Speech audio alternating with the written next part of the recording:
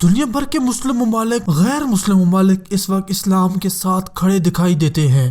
غیر مسلم ممالک میں سپر پاور ملک روس نے عمران خان اور طیب اردوغان کی حمایت کی اور مسلمانوں کے اتحاد میں انٹری کر دی ہے، اور کیا سخت الفاظ فرانس کے بارے میں کہے یہ ہم آگے آپ کو بتانے والے ہیں۔ دنیا بھر کی پھٹکار کھانے کے بعد فرانس کے صدر ایمین میکرون کے عقل ٹھکانے آ چکی ہے۔ میکرون وہ ملعون جو یہ کہہ رہا تھا کہ نہ تو ہم ڈریں گے نہ تو ہم جھکیں گے، اور بڑی ہی ہمت دکھا کر اس نے اس میگزین کی حمایت کر دی جو شرافت کے مسیحا پیغمبر اسلام کی گستاخی کر رہی تھی۔ اب ہوا کیا، اس ملعون کی فطرت ہی بدل گئی ہے۔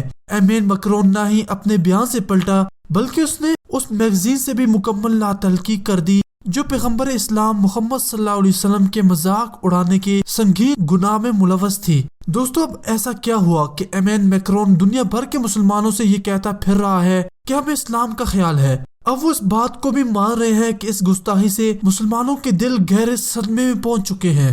اسی کے ساتھ ملعون میکرون دنیا بھر کے مسلمانوں کے ساتھ نرم ہونے اور مسلمانوں سے معافی کے پروگرام میں شامل ہو چکا ہے۔ ایسا کیا ہوا ہم آپ کو تفصیل سے بتانے والے ہیں۔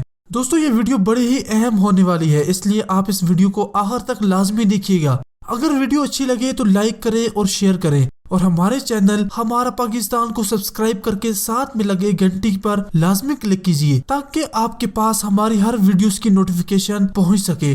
فرانس کے صدر ایمین میکرون نے قطر کے ایک چینل الجزیرہ کو انٹرویو دیتے ہوئے کہا کہ میں مسلمانوں کی سوچ کو سمجھتا ہوں جو انہیں ٹھیس پہنچی ہے۔ میں مسلمانوں کے اسلامی روایات کی قدر کرتا ہوں، لیکن میں چاہتا ہوں کہ میری بھی کوئی بات سنے۔ میری کوشش ہے کہ تمام معاملے کو ختم کیا جائے جیسے میں یہاں آپ کے پاس آ کر کرنا چاہ رہا ہوں۔ انہوں نے کہا کہ میرے بیان کو میڈیا میں غلط طریقے سے پیش کیا گیا اور سیاسی لوگوں نے اس معاملے کو کافی اونچا کر دیا۔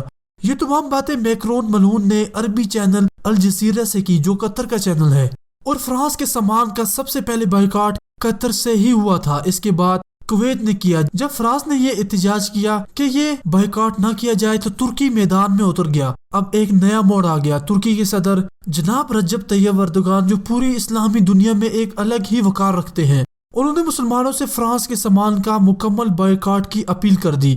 ترکی مسلمانوں میں ایک ایسا بڑا ملک تصور ہونے لگا ہے، مسلمان انہیں ایک خلیفہ جیسا درجہ دیتے ہیں۔ اس لیے پھر کیا ہونا تھا، اپیل کے بعد تمام مسلم ممالک اس میدان میں کود گئے۔ یہاں یہ بات بھی صاف ہو جائے کہ طیب اردوغان سے پہلے کسی بھی ملک کی حکومت نے اعتراض نہیں کیا، صرف عام ہی لوگ فرانس کے بائیکاٹ کی مہم میں چل رہے تھے۔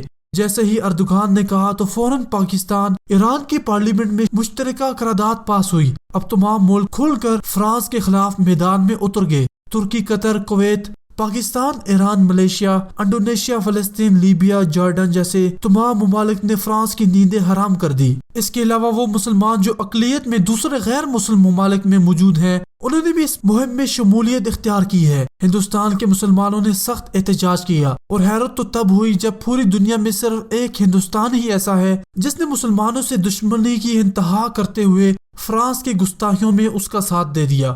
یہ تو تھے مسلم ممالک۔ اس کے بعد روس میدان میں اترا۔ روس نے فرانس کو جم کر ذلیل کیا اور اس کو غلط ٹھہرایا۔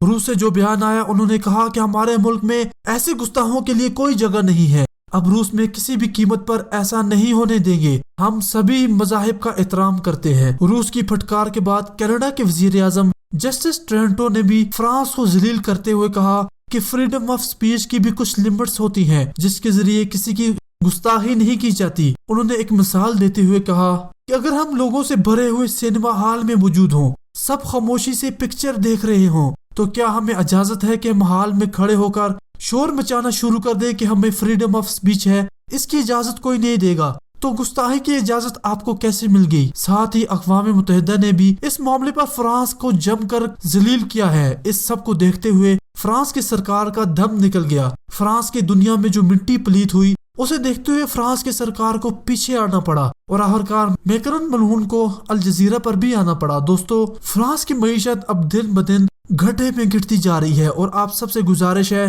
کہ فرانس کی کوئی بھی چیز، چاہے وہ بسکٹس ہو، چاہے وہ میک اپ کا سامان ہو، یا ٹوٹل کا پیٹرول ہو، یا پھر ان کی ایئر لائنز ہوں، ان میں سفر بھی مت کیجیے گا۔ دوستو، ملیں گے اگلی ہی ایک ایسی معلوماتی ویڈیو کے ساتھ۔ تب تک اپنا خیال رکھیے۔ فیس بک پیج کو لائک کرنے کے ساتھ ساتھ ہمارے یوٹیوب چینل ہمارا پاکستان کو بھی ضرور سبسکرائب کیجیے۔ ہمیں اجازت دیں، اللہ حافظ۔